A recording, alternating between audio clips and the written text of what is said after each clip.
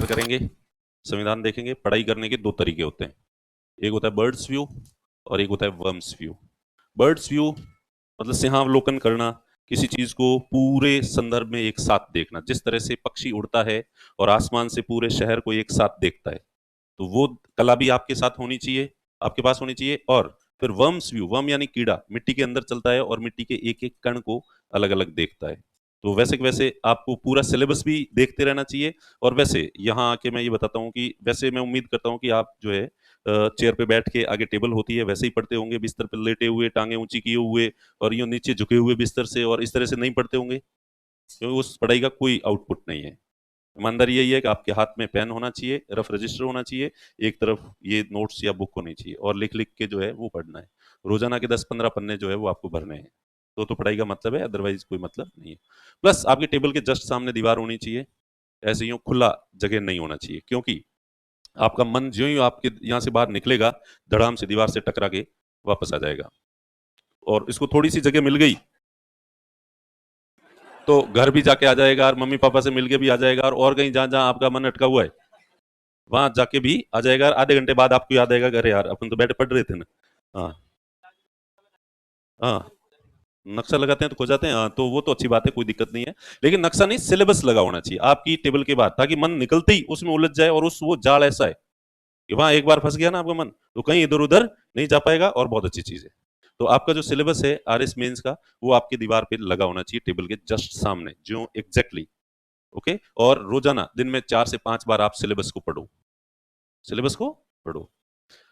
क्योंकि आदमी के अंदर जितनी ज्यादा जिज्ञासा होगी उतना ही उसका लर्निंग जो है वो प्रोसेस फास्ट होगा, लर्निंग अच्छी होगी। और जिज्ञासा कब क्रिएट होती है कि आप सिलेबस के पॉइंट्स रोजाना देखोगे, रोजाना देखोगे, तो आपके मन में रोज पढ़ रहे हो, रट रहे हो उसको, शब्द को, उसका मतलब अभी तक आपको पता नहीं है, लेकिन रोजाना आपके सामने आ रहा है, जुडिशियल रिव्यू, न्यायिक पुनरावलोकन, न्यायिक पुनरावलोकन रटा हुआ है, तो जब भी आपके सामने जो ही वो चीज आएगी तो आपको उसको पढ़ने की क्यूरियोसिटी बढ़ेगी।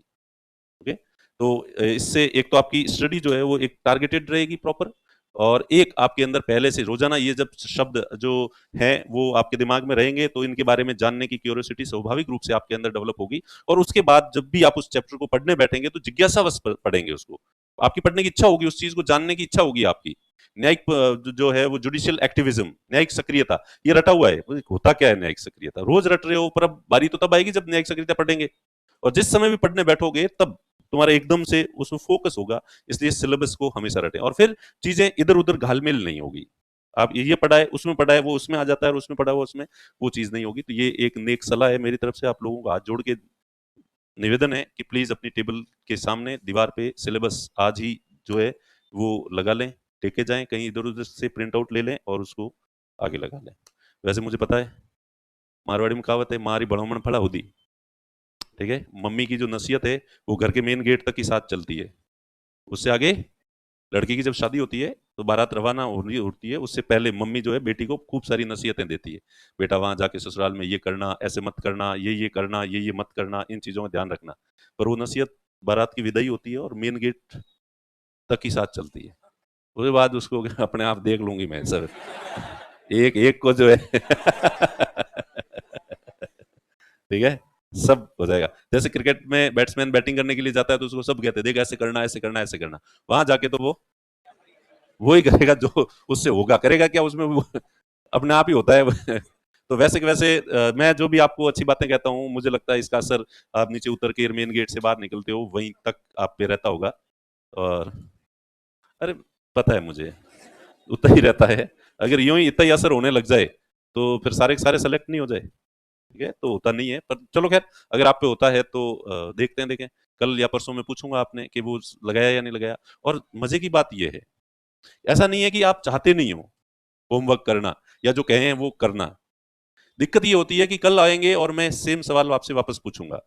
कि क्या वो लगाया या नहीं लगाया सिलेबस, तो ज्यादातर का होगा वो, ओह अरे यार ये तो दिमाग से ही निकल गया था, और सर ने वापस याद दिलाया तो याद आया। ये बहुत बुरी बात है, ये गलत बात ये है, आपने जानबूझ के नहीं लगाया हो,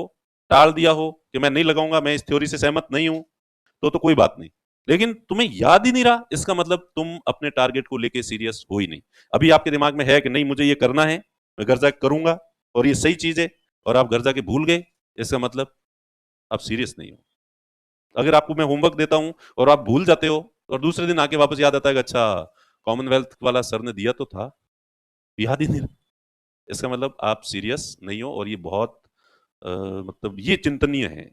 चिंता करने योग्य बात है कि आप सीरियस नहीं हो। ओके, तो देखते हैं, देखें आप में से कितने लोग जो हैं वो लापरवाह हैं। अब अपन देखेंगे तो इस तरह से, पहले अब सिलेबस तो आप घर जाकर देखोगे, पहले यहाँ पे अपन देख लेते हैं पॉलिटी के। जो संविधान है इसके 22 चैप्टर थे ओरिजिनल संविधान के, और वर्तमान में इसके 25 चैप्टर हैं।